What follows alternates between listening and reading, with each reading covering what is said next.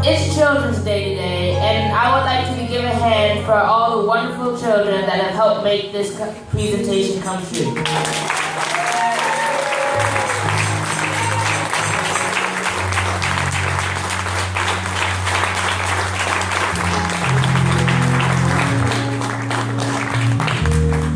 And before I start, I'd also like to thank my family and everyone who has come here to support me for this.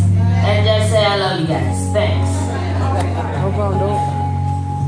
The future. When some think of this, they may think of futuristic things like robots or flying cars. I mean, I know I did.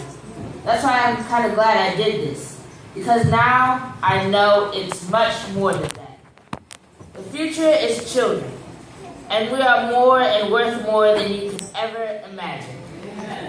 Now, I know these parents in the audience can relate to this.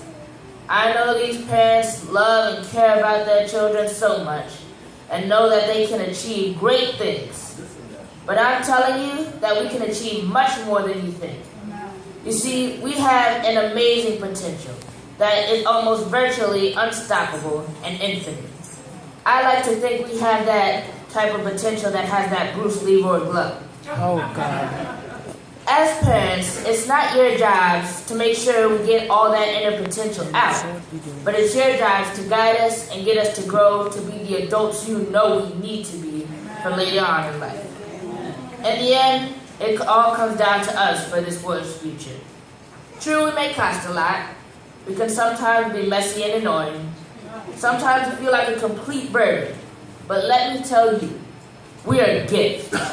A gift and a privilege that some aren't ready for. We are a snotty, pricey, messy, hungry, almost completely disgusting gift. Let me tell you why.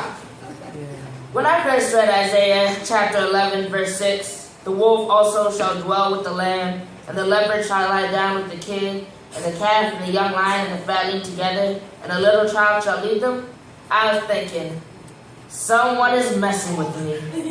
Someone has set me up for something I'm not going to like. But then it struck me. Well, on the second try, it struck me. The first time was tacos. I was hungry. This verse is talking about a child's power. A power to bring all together to make a better future for everyone to live in. This is the potential I'm talking about. This potential is why children are all our prides, are all our future, are all our hopes. And as a community, not just our AME Zion family, but a community as people, it's important that we pass down the torch. That us children inherit what I like to call your will of fire. You may have heard it before. And it's our job to keep that fire burning in this world. So have a little faith. Trust us in our judgment and forget your doubts. Unless, of course, it's clear we're about to make a humongous mistake that you've seen happen before and you know could ruin our lives. In that case, get us. Catch us from falling. Save us. Just help us. Help us. Yeah. Parents. All right. Don't let it get in the way of parenting, but try to become our friends too. Get to know us and don't assume you know everything about us. Sometimes you may have missed something or skipped over it, or we're just waiting for the right time to tell you.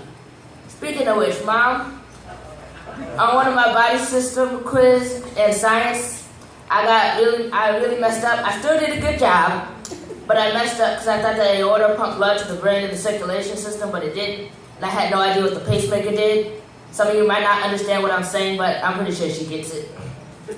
And that's another thing. Children and parents, learn to be more honest and open with each other. Yes.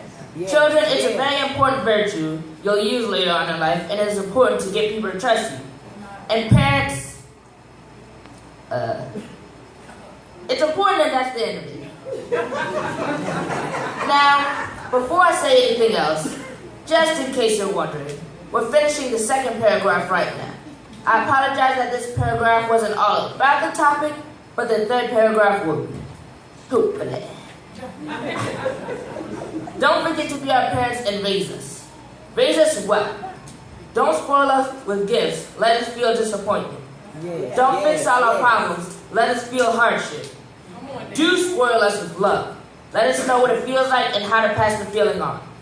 These are important things to learn for the future. In the end, what you teach us, we'll teach our kids, and they'll teach their kids, and so on. So what it comes down to is that not only are you responsible for us, you're responsible for generations to come. So remember that job you have, and what I like to call is fun employment. You should stop working for maybe 1 or 2 days, or stop looking for a job, and actually spend time with your kids. We'll love it. It'll be our favorite memories. When we're gone or when we're older, those are going to be the things we're going to remember and love. So make a lot of those memories. So, and plus, don't let your problems affect what you're teaching your kids. And don't let your problems affect your child.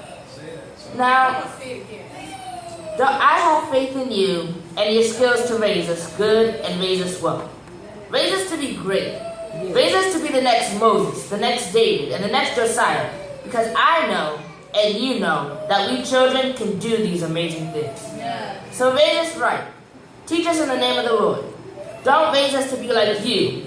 Raise us to be better than you. Raise us to be us. To be someone we'd like to look in the mirror. To not feel like a copy or a clone, but as an original individual. Because once we get to that point to know who we are, we can start freely expressing ourselves and getting to understand each other.